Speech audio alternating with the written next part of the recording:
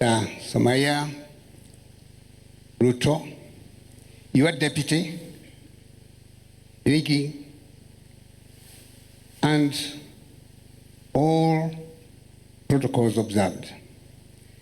I don't want to repeat what has been said here because it is true. But I want to tell you a few things which you may not know about the man who lies in that coffin.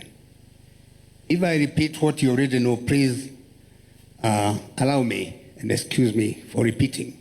But I can't help it because I'm just talking the truth.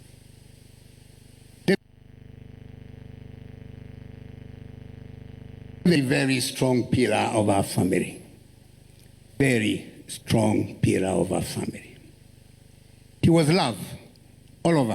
He was radiating love, particularly love for the family, both immediate and the larger family. Actually, he cared for everyone, young, old, and he was free and available to all.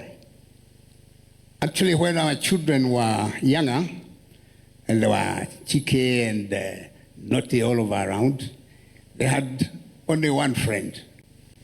When they ran out of money in town, they knew they could ring Uncle Davy, as they called him. And he'll send them money, take a taxi and all that, and they'll never tell us. And David will never tell us either. They had a way of communicating that expressed sheer love. David was kindness, an embodiment of kindness. Whenever he came to my place, I watched him. Before he did everything else, particularly when we are having a meal, he'll be watching around the table to see whether there are any toothpicks, if there are children around. His fear was that a child can pick a toothpick and you see, imagine what can happen. Remove those things and get them out of the way. That to me was a window to a very big heart and a very kind heart. And that was David. He cared for people genuinely. He was available to all of us, and he would not miss any occasion. He would even come at midnight when people are leaving, if he had family gatherings. But to make sure he always turns up with an excuse. I was held up country with my people, and that is here, the people of Okalau. He was persistent. Whenever you discussed with him, you may think he has not taken it, but it's him who will remind you before you remind him of what you talked.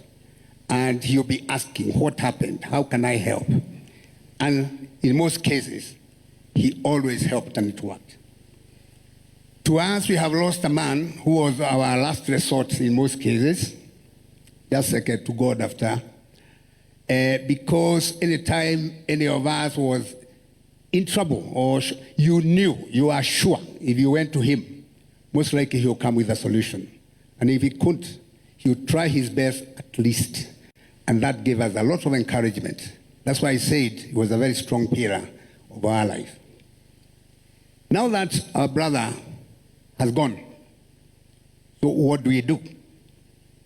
The first thing is to honor him and to pray to God that since he's the one who gave us David, he will replace him with somebody else or something else in our lives. We trust in God and we know he'll do that. When this thing happened, we have received very overwhelming love and support from all of you. And in particular, from His Excellency the President and the Presidency as a whole. They have been with us and they steadied us and they made our life more bearable in these difficult times. I cannot forget Parliament, by the guidance of the Speaker, we seated there. They have been of immense help on our side and actually helped us, who looked like headless chicken, to be able to stand, and that's why we are standing here with courage. I want to thank his countless friends from all over and from all walks of life for the serious and genuine expression of love and sense of loss which they have expressed. It has given us encouragement and actually reminded us that David's life was not in vain. For your support, all of you, and particularly the people of Kiaraho, I want to thank you for having faith and putting the destiny, the political destiny of your political destiny in the hands of our brother, husband, father, and relative. We feel honored. Finally, let's thank the Almighty God for the 63 years that he gave David to us. And we say, he took his own, so who are we to complain?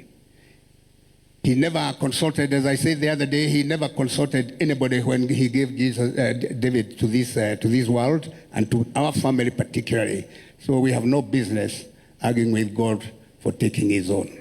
And with that, I say, thank you so much for being with us. Thank you.